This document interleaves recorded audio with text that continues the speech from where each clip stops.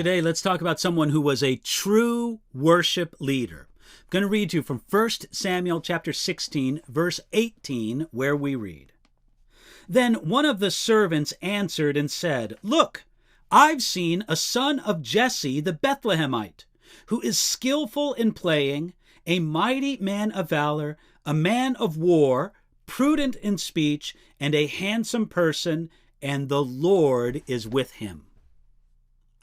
Having rejected the Spirit of the Lord, King Saul was troubled by a distressing spirit.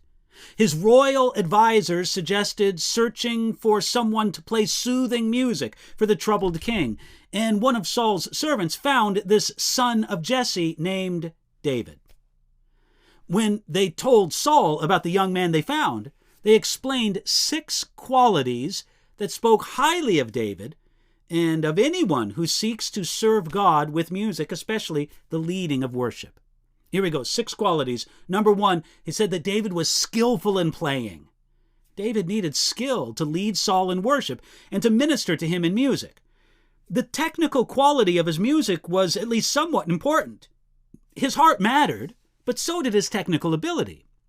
This doesn't mean that a person must be a virtuoso before God can use them, but it does mean that they cannot tolerate a too casual, unconcerned, lazy, well, we don't really need to practice attitude. Skillful in playing reflects an attitude as much as it does an ability. Secondly, he said that David was a mighty man of valor, a man of war.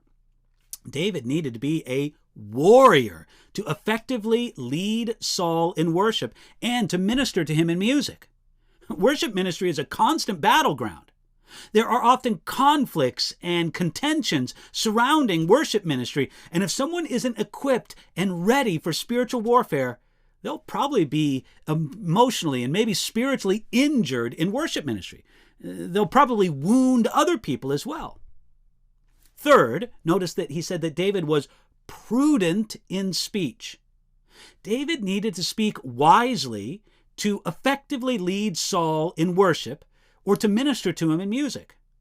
Good worship ministry needs a lot of diplomacy. Everyone has an opinion on music and a suggestion. Effective worship ministers know when to speak and when to be quiet on the platform, when to speak and when to be quiet among the team, and also among the congregation. He also said that David was a handsome person.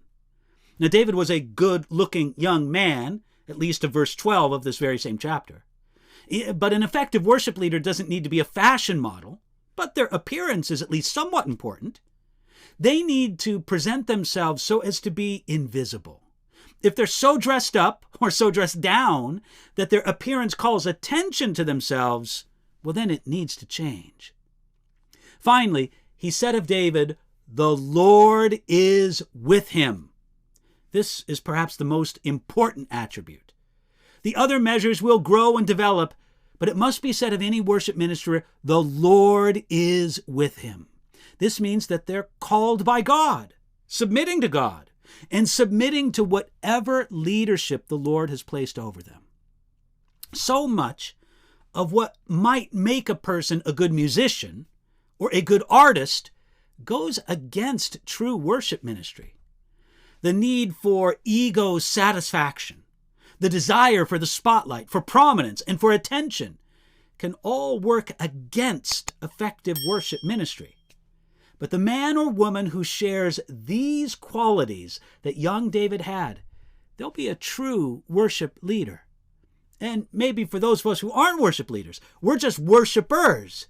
God can work some of those same qualities in us so that we can worship him in spirit and in truth. That's something we can look to the Lord for, and we can look to him for it today.